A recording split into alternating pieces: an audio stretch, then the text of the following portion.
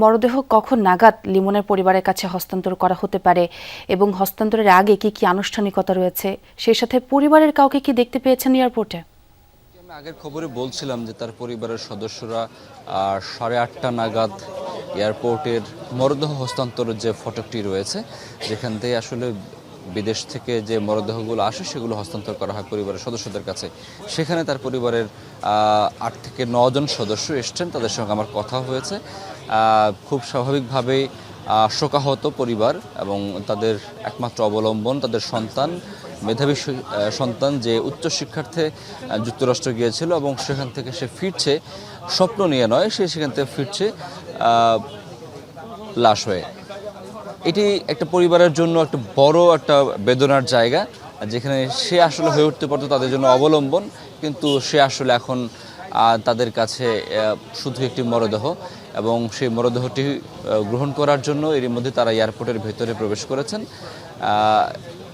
8:47 লিমনকে বহনকারী যে ফ্লাইটটি সেটি ঢাকায় অবতরণ করেছে। গত শনিবার যুক্তরাষ্ট্রের ফ্লোরিডা এয়ারপোর্ট থেকে রাত 9:50 ফ্লাইটটি উড়াল দেয় এবং আজকে সকালে এসে পৌঁছায় এবং এটি হস্তান্তরের যে আইনগত প্রক্রিয়াগুলো রয়েছে সেগুলোর কাজ করার জন্য প্রবাসী কল্যাণ মন্ত্রণালয়, পররাষ্ট্র মন্ত্রণালয়ের কর্মকর্তারা এর মধ্যে ভেতরে প্রবেশ করেছেন। সেখানে আইনগত প্রক্রিয়াগুলো হস্তান্তরের যে আনুষ্ঠানিকতা সেগুলো চলছে। তারপর হচ্ছে আমাদের সঙ্গে তারা কথা বলবেন। এখানে পররাষ্ট্র প্রতিমন্ত্রীর আসার কথা আমরা শুনেছি, তিনি হয়তো আমাদের সঙ্গে কথা বলবেন এবং পরিবারের সদস্যদের সঙ্গেও আমরা কথা বলেছি।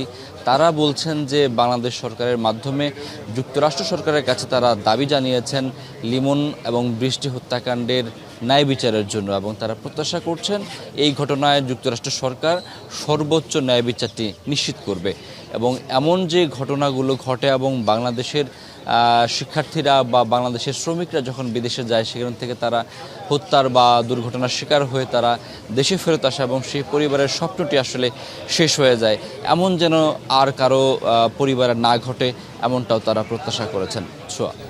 আপনার সাথে একমত শাকিল, ন্যায় বিচার হবে এটি প্রত্যাশা। অনেক ধন্যবাদ আপনাকে।